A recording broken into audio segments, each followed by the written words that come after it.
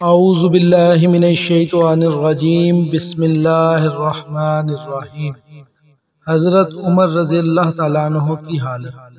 حضرت عمر رضی اللہ تعالیٰ عنہ بسا اوقات ایک تنکا ہاتھ میں لیتے اور فرماتے کاش میں یہ تنکا ہوتا، کبھی فرماتے کاش مجھے میری ماں نے جنا ہی نہ ہوتا۔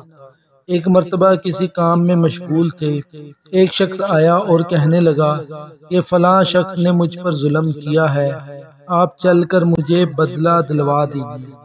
آپ رضی اللہ تعالیٰ عنہ نے اس کے ایک درہ مار دیا کہ جب میں اس کام کے لیے بیٹھا ہوں اس وقت تو آتے نہیں، جب میں دوسرے کاموں میں مشغول ہو جاتا ہوں تو آ کر کہتے ہیں کہ بدلہ دلوا۔ وہ شخص چلا گیا۔ آپ رضی اللہ تعالیٰ عنہ نے آدمی بھیج کر اس کو بلوایا اور درہ اسے دے کر فرمایا کہ بدلہ لے لو۔ اس نے عرض کیا میں نے اللہ کے واسطے معاف کیا۔ گھر تشریف لائے، 2 رکعت نماز پڑھی، اس کے بعد اپنے آپ کو خطاب کر کے فرمایا اے عمر، تو کمینہ تھا، اللہ نے تجھ کو اونچا کیا، تو گمراہ تھا، اللہ نے تجھ کو ہدایت دی، تو ذلیل تھا، اللہ نے تجھ کو عزت دی، پھر لوگوں کا بادشاہ بنایا۔ اب ایک شخص آ کر کہتا ہے کہ مجھے ظلم کا بدلہ دلوا دو تو اس کو مارتا ہے، کل کو قیامت کے دن اپنے رب کو کیا جواب دے گا؟ بڑی دیر تک اسی طرح اپنے آپ کو ملامت کرتے رہے۔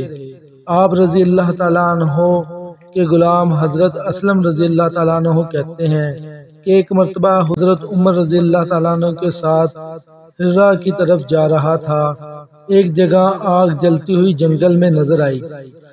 حضرت عمر رضی اللہ تعالیٰ عنہ نے فرمایا شاید یہ کوئی قافلہ ہے جو رات ہو جانے کی وجہ سے شہر میں نہیں گیا، باہر ہی ٹھہر گیا، چلو اس کی خیر خبر لیں، رات کو حفاظت کا انتظام کریں۔ وہاں پہنچ کر دیکھا تو ایک عورت ہے جس کے ساتھ چند بچے ہیں جو رو رہے ہیں اور چلا رہے ہیں، اور ایک دیچکی چولہے پر رکھی ہے جس میں پانی بھرا ہوا ہے، اس کے نیچے آگ جل رہی ہے۔ انہوں نے سلام کیا اور قریب آنے کی اجازت لے کر اس کے پاس گئے اور پوچھا کہ یہ بچے کیوں رو رہے ہیں؟ عورت نے کہا کہ بھوک سے لاچار ہو کر رو رہے ہیں۔ دریافت فرمایا کہ اس دیچکی میں کیا ہے؟ عورت نے کہا کہ پانی بھر کے بہلانے کے واسطے آگ پر رکھ دی ہے کہ ذرا ان کو تسلی ہو جائے اور سو جائیں۔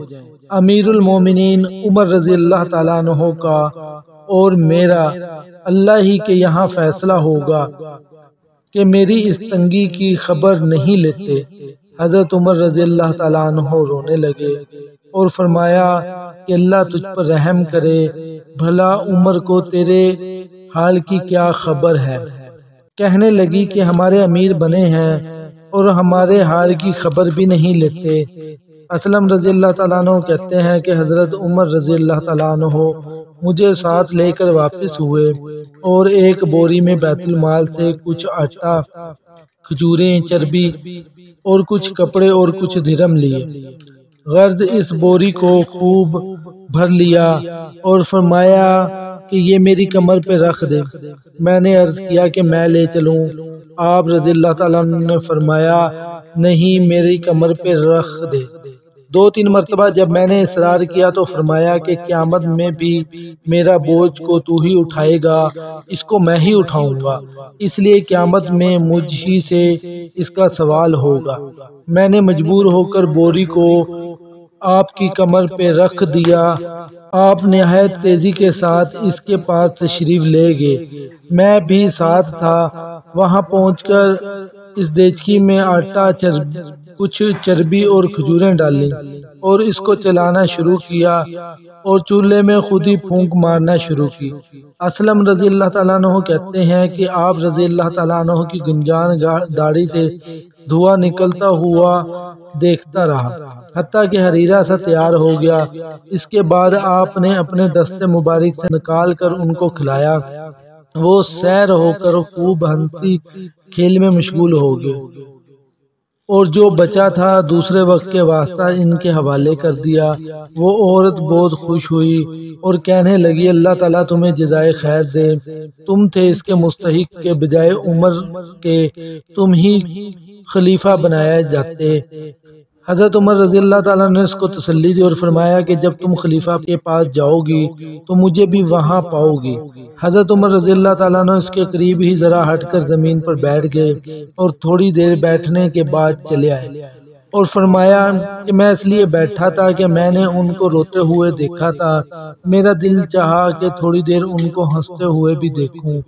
صبح کی نماز میں اکثر سورۃ کہف، سورۃ طٰہٰ وغیرہ بڑی صورتیں پڑھتے اور روتے کہ کئی صفوں تک آواز جاتی۔ ایک مرتبہ صبح کی نماز میں سورۃ یوسف پڑھ رہے تھے، انما اشکو بثنی و حزنی الی اللہ پر پہنچے، روتے آواز نہ نکلی۔ تہجد کی نماز میں بعض مرتبہ روتے روتے گر جاتے اور بیمار ہو جاتے۔ یہ ہے اللہ کا خوف اس شخص کا جس کے نام سے بڑے بڑے نامور بادشاہ ڈرتے تھے، کانپتے تھے۔ آج بھی 1350 برس کے زمانہ تک اس کا دبدبہ مانا ہوا ہے۔ آج کوئی بادشاہ نہیں، حاکم نہیں، کوئی معمولی سا امیر بھی اپنی رعایا کے ساتھ ایسا برتاؤ کرتا ہے۔ اللہ پاک مجھے آپ کو صحابہ کے نقش قدم پہ چلنے کی توفیق عطا فرمائے، آمین۔